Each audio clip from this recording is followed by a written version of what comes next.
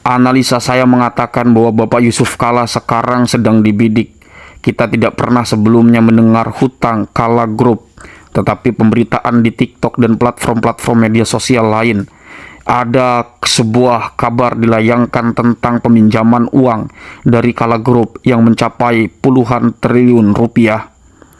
Ini bermula pada bagaimana kebijakan Bapak Prabowo Subianto yang menekan harga bensin, menekan harga BBM untuk menjaga stabilitas kehidupan di tengah masyarakat, juga dibantu oleh kadernya Kang Deddy Mulyadi yang meringankan beban administrasi masyarakat dengan pembiayaan pajak tanpa KTP.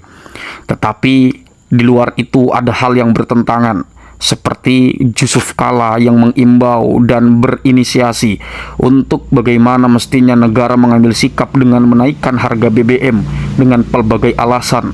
Dan juga ada dari kader PDIP, yaitu seorang yang bernama Rafael Situmorang yang memberikan kritik kepada kebijakan KDE membayar pajak tanpa KTP, walaupun yang dipersoalkan bukan itu sebetulnya, tetapi koordinasinya.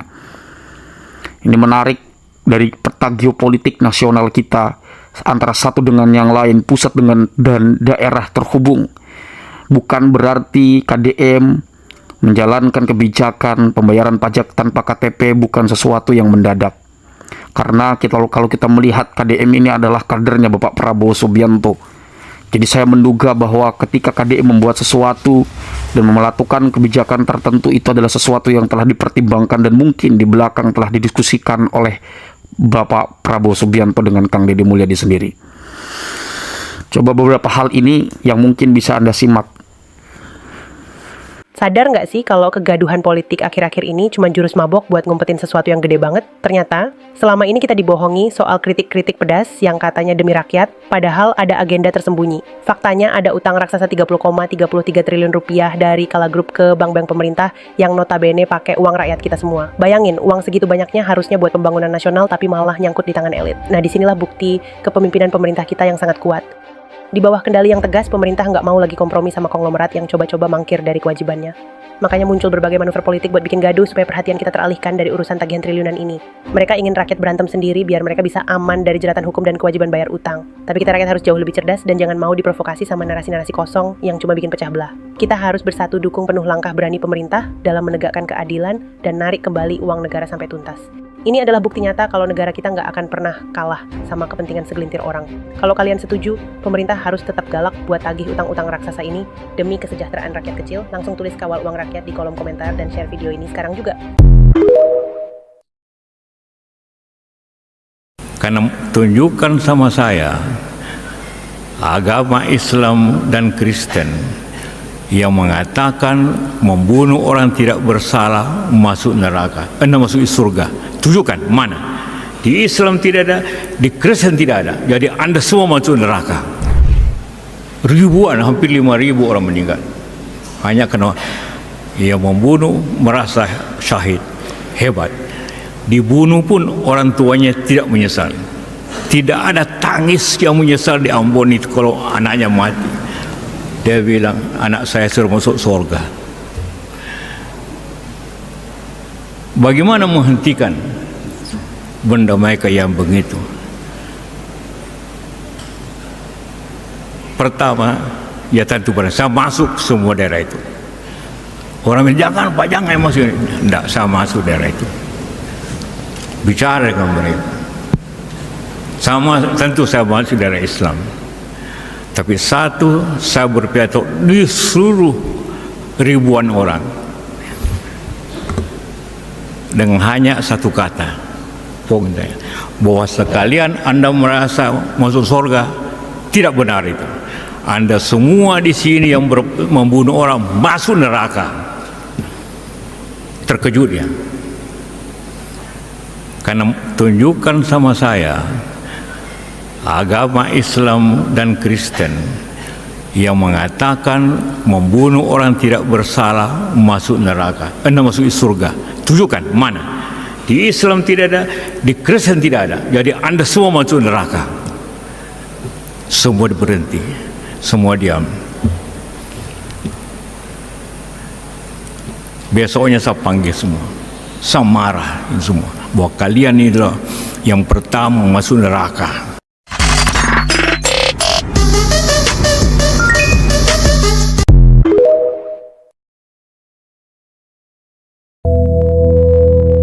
Mantan Wapres 2 periode kita ternyata punya catatan utang yang bikin merinding ke bank-bank pelat merah. Nggak tanggung totalnya tembus 30,33 triliun per April ini.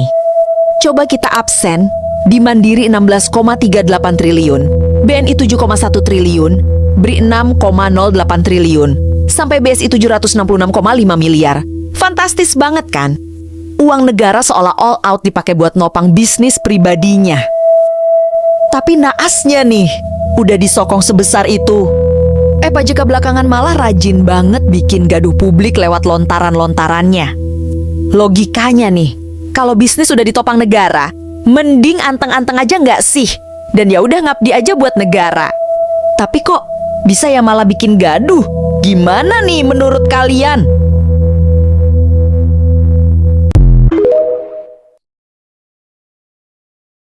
BBM dinaikkan oleh Yusuf Kala.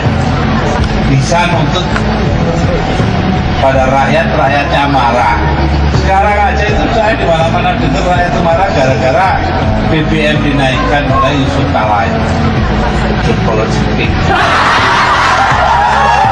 Ambil aja Pak Kala. Naikkan harga supaya harganya bukan hanya pakai BBM, kan mau punya mobil, mau punya motor, ya kan? Kalau harga naik itu akan otomatis orang mengurangi pemakaian BBM. Mereka tidak kerja, itu juga layanan pemerintah itu besar sekali. Apalagi kalau masih diminta pengusaha lagi, bagaimana penjualan, bagaimana produksi, kita turun. NKRI harga mati. Mari kita bersatu bersama pemerintahan Prabowo Gibran membangun Indonesia.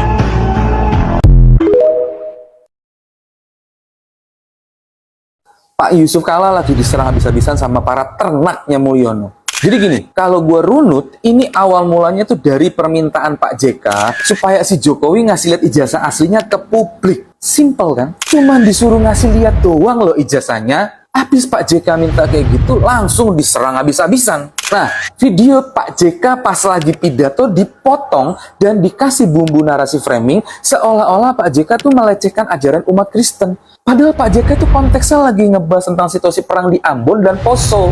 Habis itu langsung banyak orang-orang yang mengatasnamakan umat Kristen mau menuntut Pak JK. Jijik banget gak tuh?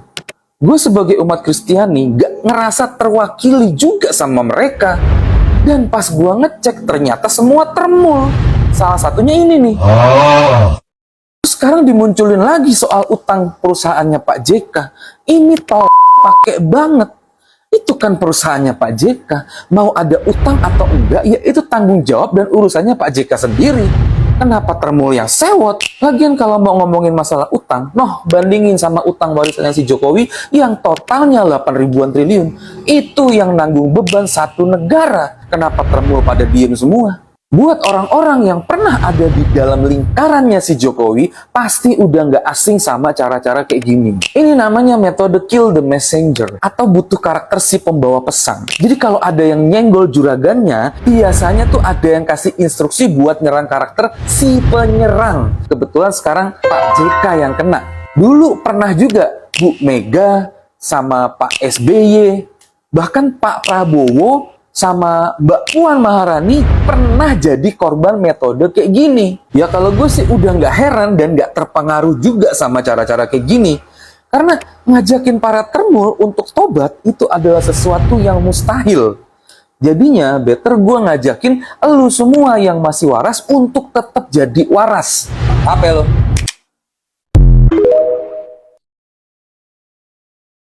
Karena kita punya, ada suratnya, ada sertifikatnya. Cepat-cepat dipengaku. Itu perampokan namanya kan. Tanah Pak Yusuf Kala, tanah seluas 16,4 hektar miliknya di Makassar, kalah di pengadilan tamparan keras buat siapapun yang merasa aset tanahnya aman hanya karena pegang sertifikat. Kalau figur publik sekelas Pak Yusuf Kala saja bisa kalah, kasus ini harus jadi alarm bagi pemilik tanah. Jangan menunggu sengketa muncul baru panik. Baik, itulah teman-teman sesuatu yang teman-teman bisa lihat, sesuatu yang teman-teman bisa amati, sesuatu yang teman-teman bisa interpretasi.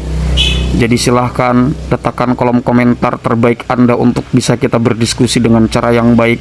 Sampai jumpa.